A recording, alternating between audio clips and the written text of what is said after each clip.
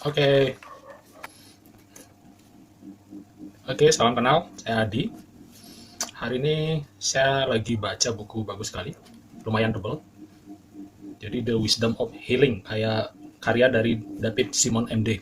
Oke, karena bukunya tebal, sampai capek bacanya. Haha, akhirnya saya pakai kacamata seperti ini. Jadi biar santai ya, suasananya santai tapi bisa masuk. Sekali lagi, kami suka berbagi, suka sharing apa yang kita baca hari ini. Alasannya kenapa? Karena dengan kita sharing, apa yang sudah dibaca itu lebih mudah untuk diingat. Sekali lagi bukan maksud untuk menggurui, tapi untuk keuntungan saya pribadi agar lebih gampang untuk mengingat. Nah, di buku ini dijelaskan salah satunya adalah membahas tentang Ayurveda. Jadi sederhananya, kalau yang sering saya live, ya mungkin yang udah sering nonton live, jadi sering saya menggunakan 4 elemen yang kita bahas, yaitu tanah, air, api, angin, dan sering juga hubungannya dengan program kami yaitu MSD, Mindful Simple Diet. Nah, eh, era zaman sekarang diet itu banyak sekali versinya dan itu semua bagus menurut saya. Nah, yang saya temukan yang cocok untuk saya salah satunya adalah dengan MSD, yaitu Mindful Simple Diet. Nah, kenapa mindful? Karena semuanya bermula dari pikiran. Jadi pikiran adalah pelopor, jadi sebuah hal berhubungan dengan pikiran. Dan ini cocok sekali di buku ini juga dijelaskan lebih banyak tentang hubungan mind and body, bagaimana pikiran dan tubuh saling mempengaruhi. Jadi semuanya dari pikiran, dengan kita mindful lebih fokus. Nah, pengertian mindful di sini adalah bagaimana untuk hadir di saat ini.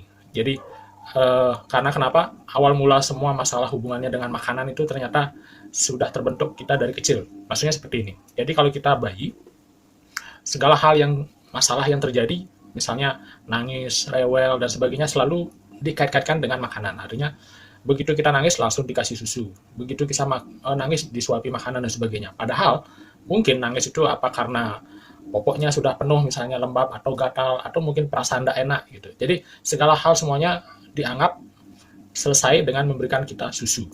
Jadi apapun itu langsung otomatis dimasukkan ke mulut kita. Nah, akhirnya pola ini terbentuk. Jadi begitu ada masalah, ujung-ujungnya masukkan sesuatu di mulut. Entah itu makanan, entah itu rokok, atau minuman. Pokoknya mau masukkan sesuatu yang mulut membuat kita nyaman dan kita melupakan masalah yang kita hadapi saat ini. Jadi kita benar-benar tidak pernah tanda petik mengalami masalah ini. Jadi kalau mindful itu hubungannya dengan mengalami, itu pengalaman, pengalaman alam. Jadi asal katanya dari alam, yaitu erat sekali hubungannya dengan natural. Jadi alam itu mengalami, dengan kita fokus untuk mengalami saat ini dan di sini yang kita biasa sebut dengan mindful akan jauh lebih mudah untuk hubungannya dengan diet. Nah, kemudian yang kedua yang hubungannya dengan bayi kita. Jadi kalau salah satu yang pro kontra dengan diet adalah lemak. Jadi kenapa lemak itu dimusuhi? Karena kalorinya paling tinggi dari antara dari karbohidrat dengan protein. Jadi lemak itu paling tinggi sehingga itu dimusuhi. Padahal, saya lagi padahal dari kecil kita adalah bersahabat dengan lemak. Dari kecil kita bersahabat dengan lemak. Salah satunya adalah kita lahir itu akan banyak sekali gumpalan-gumpalan lemak di sekitar tubuh kita. Jadi kita biasanya bidan atau perawat kan membersihkan bayi dari banyak lemak-lemak yang ada di dalam tubuh kita. Dan kenapa bayi juga bentuknya gemuk, menggemaskan? Jadi kenapa? Karena cadangan lemaknya sangat banyak. Kenapa lemak? Karena itu adalah salah satu nutrisi yang dibutuhkan di dalam tubuh. Jadi ini ada saya ringkasan sedikit dari IDAI ya, Ikatan Dokter Anak Indonesia. Jadi saya bacakan ya. Bayi yang mendapat ASI cenderung mempunyai kadar glukose yang rendah dibandingkan dengan bayi yang mendapatkan susu formula. Nah, sekali lagi, bayi yang mendapatkan ASI cenderung mempunyai kadar glukose yang rendah dibandingkan dengan bayi yang mendapat susu formula. Nah, ASI itu sendiri adalah tinggi lemak. Jadi ASI itu adalah tinggi lemak 55%. Dengan karbohidrat yang sedang yaitu 39% dan rendah protein 6%. Nah, jadi pemberian minum awal dengan ASI yang mengandung alanin, asam lemak rantai panjang dan laktosa akan meningkatkan proses gluconeogenesis. Nah, gluconeogenesis ini adalah tubuh punya kemampuan untuk memproduksi glukose. Artinya dijelaskan di sini bahwa nutrisi esensial yang sebenarnya kita butuhkan adalah lemak dan protein. Nah, karbo tidak termasuk nutrisi esensial. Kenapa? Karena tubuh mempunyai kemampuan untuk memproduksi sendiri yang biasa disebut sebagai gluconeogenesis. Jadi tubuh punya kemampuan untuk menghasilkan karbohidrat, yaitu di hati dan juga di otot kalau salah. Artinya kita sudah bersahabat, artinya dari kecil kita sudah bersahabat dengan lemak. Kenapa setelah besar kita bermusuhan? Padahal vitamin-vitamin itu juga hampir lebih banyak larut di dalam lemak. misalnya vitamin A, vitamin D, vitamin E, vitamin K, dan itu adalah vitamin esensial yang dibutuhkan. Nah, kemudian kalau dihubungkan dengan bukunya tadi, nah, di sini dijelaskan yaitu hubungannya dengan ini yaitu Ayurveda, artinya dengan elemen api, yaitu elemen untuk mentransformasi. Jadi kalau hubungkan dengan keinginan untuk diet, mengecilkan perut, atau intinya mengubah bentuk badan menjadi ideal, yaitu transformasi. Jadi ingat robot transformer. Jadi transformer itu kan mobil bisa berubah menjadi robot. Jadi kalau ingin berubah, unsur apinya lah yang ditingkatkan. Nah, api itu erat sekali hubungannya kalau di tubuh, yaitu metabolisme. Kalau tanda petik hubungannya dengan pembakaran atau api. Nah, kita punya bahan bakar, nutrisi yang kita butuhkan itu kita punya bahan bakar dua, yaitu karbohidrat dan lemak. Nah, kalau protein adalah zat untuk membangun. Jadi, karbohidrat dan lemak, kalau secara sederhana ngelihatnya, secara simpel, jadi yang paling bagus untuk pembakaran itu adalah lemak. Kenapa? Bayangkan yang sederhana saja, kalau lemak kena api kan jauh lebih cepat terbakar dibandingkan dengan karbo atau jenis tepung-tepungan. Itu kalau secara sederhana ya. Tapi di dalam tubuh itu sebenarnya kompleks sekali, dan itu efektif sekali di sel, yaitu namanya mitokondria. Jadi sel yang sehat, sel sehat itu punya mitokondria yang memiliki dalam tanda petik yaitu mesin kemampuan untuk mengubah lemak atau karbohidrat menjadi energi. Dan ternyata lemak itu bisa menghasilkan energi yang sangat banyak, jadi ATP yang sangat banyak kalau kita menggunakan mitokondria. Jadi mesin yang sangat bagus. Jadi kalau boleh dibandingkan karbo dengan lemak itu adalah bahan bakarnya, gampangnya semuanya bagus. Kalau lemak itu seperti Pertamax, kalau ini seperti bensin premium biasa kalau karbo. Jadi kalau lemak itu hampir tidak ada residu atau zat sisa, dan itu irit karena menghasilkan energi yang jauh lebih besar. Sementara karbo itu sifatnya banyak residu di dalam tubuh, akan menghasilkan namanya nanti inflamasi. Terjadi banyak reaksi inflamasi, kemudian membutuhkan energi yang lebih banyak. Salah satunya adalah hormon insulin. Karena begitu karbo masuk, insulin harus aktif. Nah, insulin ini sifatnya adalah dia punya kemampuan untuk seperti kulkas atau menyimpan lemak. Jadi mengubah karbo menjadi lemak itu adalah tugas dari insulin. Jadi kalau kita sering makan karbo ini ya bukan hanya gula. Jadi ada nasi, tepung-tepungan, juga sayuran juga ada karbo, kemudian di buah juga banyak karbo. Itu poinnya, itu kan mengaktifkan namanya hormon insulin. Jadi hormon insulin ini yang akan mengubah karbo menjadi lemak, sehingga tubuh kita akan banyak sekali menumpuk sel lemak. Jadi lemak itu adalah sebagai cadangan. Jadi kita punya mekanisme adaptasi, kemampuan untuk menyimpan energi dalam bentuk lemak. Jadi sekali lagi, kemampuan menyimpan energi dalam bentuk lemak, karena lemak itu sifatnya praktis.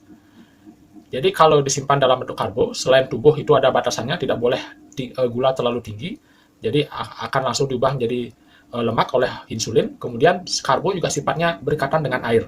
Jadi garam atau karbo itu berikatan dengan air. Kalau kita sering konsumsi karbo, kenapa kita cepat gemuk? Karena mengikat air sifatnya. Jadi kandungan air itu diikat sehingga tubuh kita juga ikut melar. Nah, kalau lemak itu lebih simpel. Makanya tubuh punya kemampuan menyimpannya dalam bentuk lemak. Nah, tapi kalau kita terus konsumsi karbo, akan diubah jadi lemak. Nah, itu yang akan menumpuk. Kita punya gudang atau cadangan lemak yang sangat banyak. Dan uniknya, kita dari kecil yang sudah menggunakan ASI, seperti dijelaskan tadi, susu ibu yaitu tinggi lemak, itu sebenarnya pembakarannya sangat bagus sekali ya. Artinya tidak ada sisa. Tapi kalau menggunakan susu formula, kebanyakan ada glukosanya yang tinggi, sehingga itu akan beralih, istilahnya bahan bakar yang dulu biasa kita pakai Pertamax, sekarang jadi premium. Gitu. Sederhananya seperti itu. Jadi karena sudah pakai premium, jadi banyak residu, banyak limbah istilahnya yang dihasilkan oleh pembakaran yang ada di dalam tubuh, yaitu metabolisme. Limbah itu bisa berupa kolesterol, asam urat, gula, dan sebagainya. Limbah-limbah yang dihasilkan dari proses metabolisme, termasuk karbohidrat itu sendiri, sangat diminati. Sekali lagi, sangat diminati, disenangi oleh bakteri, oleh virus, atau oleh sel kanker. Kenapa? Karena dia tidak memiliki mitokondria. Jadi menggunakan teknologi atau kemampuannya yaitu fermentasi. Jadi hanya karbo yang bisa difermentasi. Dan itu hasil fermentasi pun akan menghasilkan zat sisa, istilahnya residu, limbah. Nah, limbah itu numpuk lagi di dalam tubuh. Jadi dari dalam diri kita sendiri sudah banyak sekali yang dihasilkan limbah, sehingga tubuh kita itu penuh dengan limbah, penuh dengan sampah. Nah, hubungannya dengan penyakit. Jadi kalau Bapak Ibu suka jalan-jalan traveling seperti situasi saat ini misalnya, lagi di pantai gitu ya, liburan misalnya 2 minggu, tapi lupa bahwa di dalam rumah itu sampahnya tidak dibuang. Nah, 2 minggu keluar dari rumah, kemudian datang, ternyata rumah itu bau sekali, banyak lalat, banyak kecoa. Nah, yang sering kita lakukan, yang paling pertama, biasanya ada salah satunya adalah menggunakan obat serangga, gitu misalnya, membunuh nyamuk, membunuh kecoa dan sebagainya, atau menggunakan pengharum. Tapi itu tidak lama. Kemudian datang lagi nanti kecoanya. Kemudian ada tikus yang lebih banyak. Nah, setelah kita tahu ternyata ada sampah yang membusuk di dalam rumah, kita hanya tahu, hanya sampah itu kita keluarkan, kita buang. Nah, itulah yang terjadi di dalam tubuh. Jadi limbah yang sangat lama terpendam di dalam tubuh, kita sukanya karena ada bakteri, ada virus yang senang masuk ke dalam tubuh. Jadi kita sebagai inangnya, istilahnya, sebagai tuan rumah yang baik, jadi bakteri, virus itu senang di dalam tubuh karena kita banyak limbah. Kita yang lakukan adalah menyemprot, misalnya membunuh dengan antibiotik, atau menggunakan menghilangkan gejala. Misalnya kan kalau limbah yang banyak ada alergi, kemudian ada terjadi peradangan, inflamasi, kita menggunakan antiinflamasi, atau kita menggunakan penurun panas dan sebagainya. Artinya tanda petik disemprot dengan berbagai obat, tapi nyatanya datang lagi. Akhirnya kalau kita paham bahwa sampah itu sebenarnya harus dikeluarkan, harus didetok, kalau sudah dikeluarkan sebenarnya itulah yang terbaik. Nah, biasanya cara yang sederhana lah dengan puasa. Ya, puasa itu ialah menyehatkan, tapi sekali lagi karena kebiasaan kita dari kecil, apapun masalah yang terjadi, dari kita kecil bayi nangis, rewel dengan segala apapun, kita langsung dikasih susu, dikasih dot. Artinya begitu kita punya masalah, yang kita lakukan adalah makan terus. Jadi bukannya berpuasa untuk bersih, untuk detox, kita malah makan terus. Nah, dan begitu kita mulai melar, mulai gemuk, kita berusaha untuk diet. Nah, diet itu biasanya adalah mengurangi makan, mengurangi kalori dan sebagainya. Tapi itu adalah menyiksa sekali. Kenapa? Itu seperti kita berusaha bernapas di dalam air. Suatu saat kita akan tidak kuat. Jadi diet itu seperti berusaha menahan napas. Dalam waktu yang lama kita tidak akan kuat, sehingga kita akan kembali makan lagi. Dan itu makannya jauh bisa lebih banyak. Karena itu diperlukan namanya mindfulness. Kita perlu menyadari dulu kenapa apapun yang sedang terjadi, kok kenapa tiba-tiba kita langsung ngambil makanan, langsung memasukkan di mulut. Dan itu adalah kebiasaan yang sudah dididik dalam petik dari kecil. Kalau ada masalah, kita masukkan sesuatu lewat mulut. Entah itu rokok, entah itu minuman. Nah, kalau kita bisa mindful, kita bisa menyadari itu, bahwa kita memasukkan sesuatu, kemudian kita mencari kenapa kita memasukkan sesuatu, ternyata karena ada masalah di rumah atau apapun. Setelah kita menelusuri, kita bisa mulai lebih sadar, lebih bijak, bahwa tidak otomatis atau tidak langsung memasukkan sesuatu ke dalam mulut. Itu. Nah, berhubungan juga dengan puasa, kenapa kita susah untuk mengurangi makan? Salah satunya adalah hubungannya dengan tadi, bahan bakar tadi, yaitu lemak dan juga karbo. Jadi karbohidrat itu kalau kita konsumsi, akan di lambung itu cepat diturunkan dan langsung diproses di usus. Jadi lambung itu lebih cepat kosong kalau kita menggunakan karbohidrat. Sehingga kita akan merasa cepat lapar. Tapi kalau kita konsumsi lemak, tanda petik lemak yang baik ya, jadi lemak yang kandungan omega 3-nya lebih banyak dibandingkan omega 6, jadi lemak alami, ya contohnya alpukat, kemudian butter, ada minyak kelapa, yaitu PCO, zaitun, kemudian dari daging, jadi daging-daging itu tidak hanya protein, tapi juga ada lemaknya, dan lebih banyak biasanya lemaknya.